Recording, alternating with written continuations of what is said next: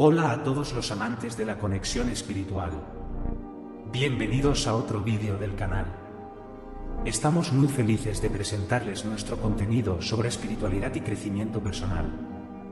Si estás buscando una comunidad que te inspire a conectarte contigo mismo y con el universo, este es el lugar para ti. En este canal, exploraremos juntos diversas prácticas espirituales y compartiremos consejos para llevar una vida más consciente y enriquecedora. No olvides suscribirte a mi canal y activar las notificaciones para que no te pierdas ningún vídeo nuevo. También te animo a que le des un like a este vídeo para ayudar a difundir nuestro mensaje. Únete a nuestra comunidad de conexión espiritual y comencemos este viaje juntos. En el vídeo de hoy hablaremos del ángel del que nunca has oído hablar. En las Escrituras, se mencionan 4 ángeles cuyos roles entendemos como mensajeros de Dios. Son enviados por Dios para atender las necesidades de los santos y todos aquellos que son herederos de la salvación común. La Biblia nos dice que en el cielo existen multitudes de ángeles. Sin embargo, no estamos tan familiarizados con sus nombres. Quisiera señalar un error común en las referencias a los ángeles que he visto últimamente. Muchos escritores asumen que son los espíritus de los difuntos que regresan a la tierra. Según las Escrituras, no hay ni una palabra de verdad en tal concepción.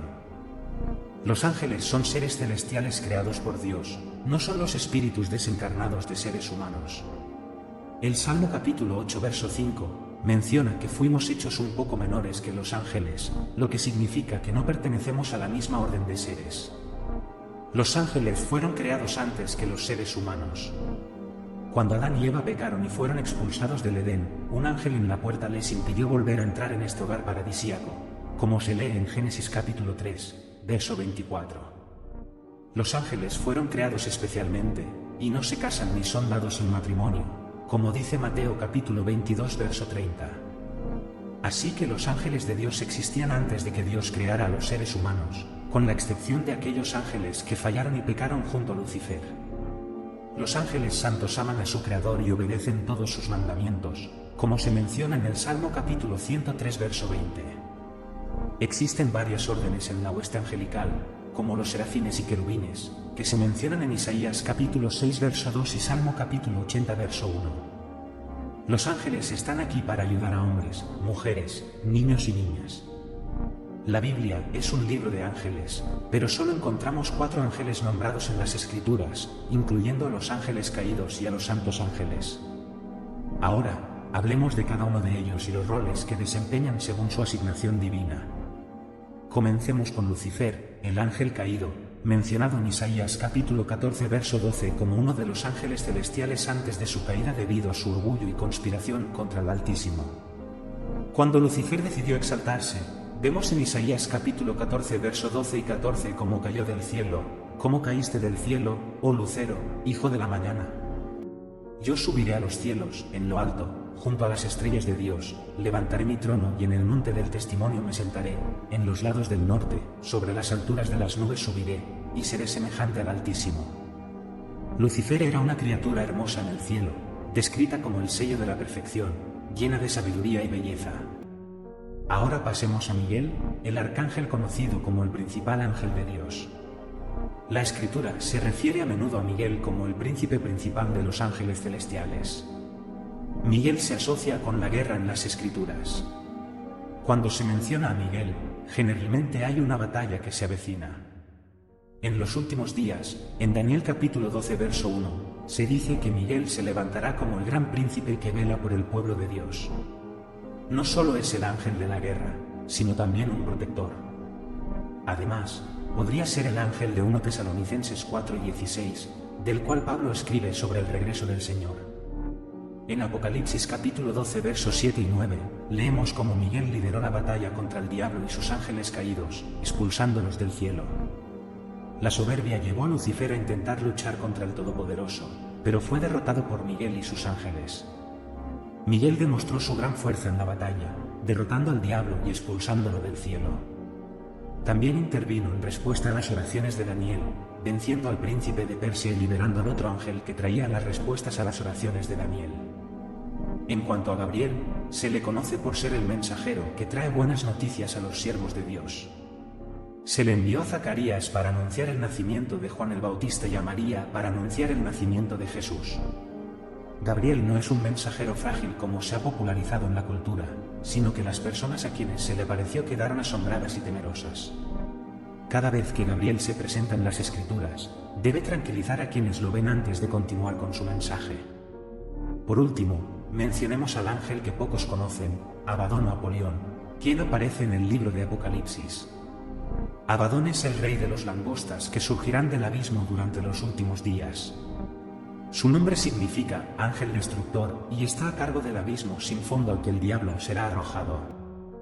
Espero que este análisis te haya dado una visión más profunda de estos ángeles, sus roles y sus significados en las Escrituras.